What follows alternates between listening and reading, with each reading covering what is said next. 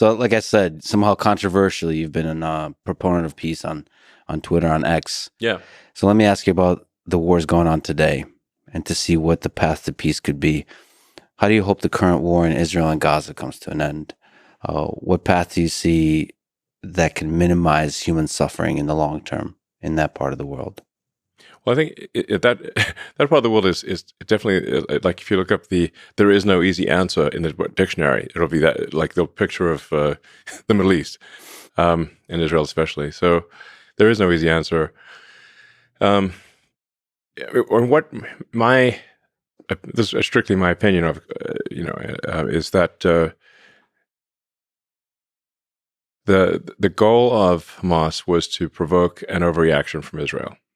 They obviously did not expect to, have a military victory, but they really wanted to commit the worst atrocities that they could in order to provoke the most aggressive response possible from Israel, and then leverage that aggressive response to rally Muslims worldwide for the cause of Gaza and Palestine, which they have succeeded in doing.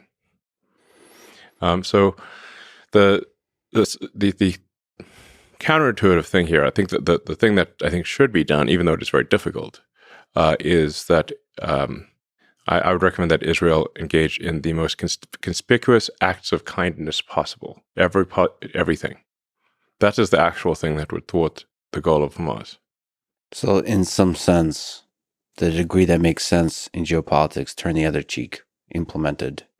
It's not exactly turn the other cheek, because I do think that there's, I think it is appropriate for Israel to find the Hamas members and, either kill them or incarcerate them. That's something that has to be done, because they're just going to keep coming otherwise. But in addition to that, they need to do whatever they can. There's some talk of establishing, for example, a mobile hospital.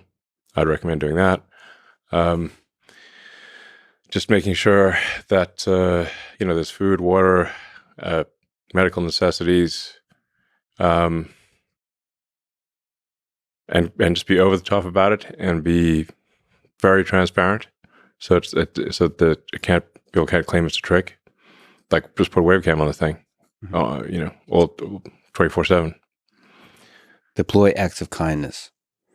Yeah, conspicuous acts of kindness that are unequivocal, meaning they can't be somehow, because Hamas will then, their response will be, "Oh, it's a trick." Mm-hmm. Therefore, you have to counter how is it not a trick.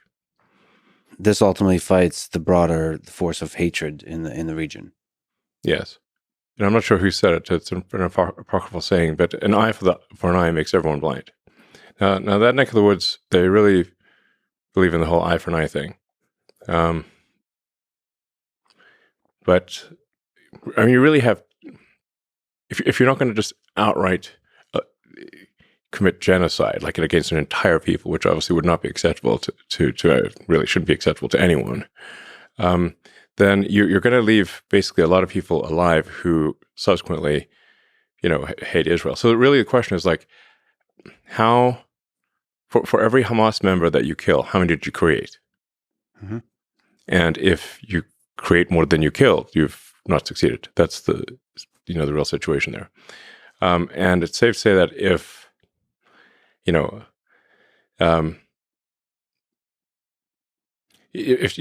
you kill somebody's child in Gaza, you've made at least a few Hamas members who will die just to kill an Israeli. That's the situation. So,